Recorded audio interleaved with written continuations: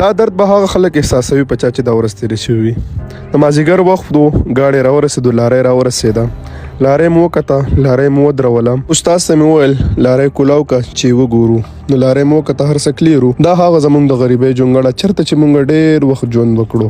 نو بس هلکان لګیا شول او سامان ویستل یې شروع کړل. ډاینه مو راویستې وه، ډاینې ته مو غونډ مال لوډ کړو.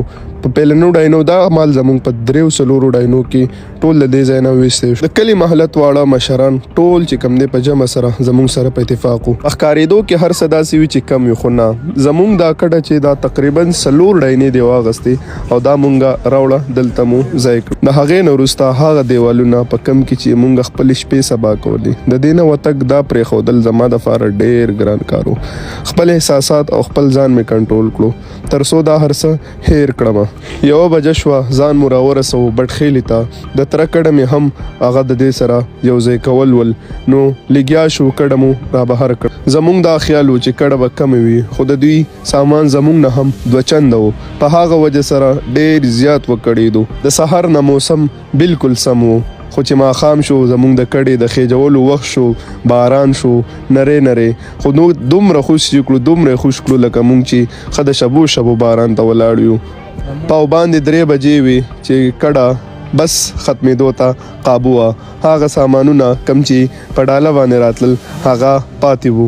دلته مو زړه سلک ډېر روغېدو چې زه ښه ده کډه ختمه شوه. 20 منټه او 4 بجې شوې، کډه مو ټوله لوډ کړه او زه د ټرک د پاسه د پړو یا چې کم ترفالونو د هغې تړلو دپاره راوختم. د هغې نه وروسته راکوز شو، په جمع سره مو دوا وکړه او فیصله مې وکړه چې زه او د تره زوی مې عبید خان د دې ټرک سره به ځو. نو بس ټرک ته وختو، د بټخېلې نه مو خپل سفر شروع کړو. ستړي شوي هم ډېر وو، خفه هم ډېر وو.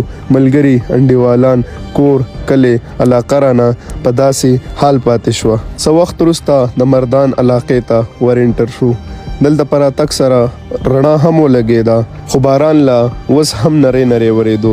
زموږ سره دغه فکر و چې الله تعالی دې اوس اسمان شین کړي. څه ډېر وخت وروسته راورسېدو زاخیلو ته. زاخیل هغه ځای دی چېرته چې زموږ د PR کارډ لرونکو چیکینګ کېږي. دلته پر راتګ سره چې مو وکتل خلک د 4 د 5 ورځو نه ولاړ وو او هغه رشو بیړ جوړ وو. راغلو، نمبر مو وکتې، نو زموږ د نمبرو ثبتولو اډو څه امکان نه و. د دې ځای نه مو واپس اراده وکړه د ګاډي اړخ ته، او ولې چې پلار د لیم نه دي را رسېدلي، نو چې هغوی راورسېږي بیا به ګورو چې څه کوو یا څه فیصله کېږي. زموږ لاره لا د ټولو نه شاته وه، زموږ پسې بل ګاډی هېڅ هم نه و. خو مونږ خپل والدین ته په انتظار و چې هغوی راشي او هغوی څه فیصله وکړي، هغه شان به وکړو. د لارۍ په سیټونو کې نور تنګ شو، نو رالو په ځمکه باندې ورته ښه د زړه د پراخۍ نه پرېوتو. والدین مو راغلل، هغوی وویل چې مونږ به نن دلته ویسارېږو، هغه ځکه چې د لنډي کوتل چکن هم بند شوی دی. نو شپه شوه، ډرایور چې کم دی هغه لاړو، د هغه کشر ورور شاکر خان ناصرو مو زه او عبید چې کم دی د دې یو کس په سیټ کې مو ځان ایډجسټ کو. دلته مو د شپې کولو اراده وکړه او شاکر به چې کم د ډرایور کلنډر سیټ دی په هغې کې شپه کوي. نو دا زموږ د ویډیو اولنۍ حصه وه. یقین وکړئ چې دا سفر دومره ایزي نه و، ځکه چې ملګري، انډیوالان، کور، کلی، تعلق هر سره نه دغلته پاتې شو. خو بیا هم په دې یو څیز خوشحاله یم چې ستاسو ټولو مینه زما ستاسو سره یو ځایکت هغه به د سوشل میډیا د لارې تل وي.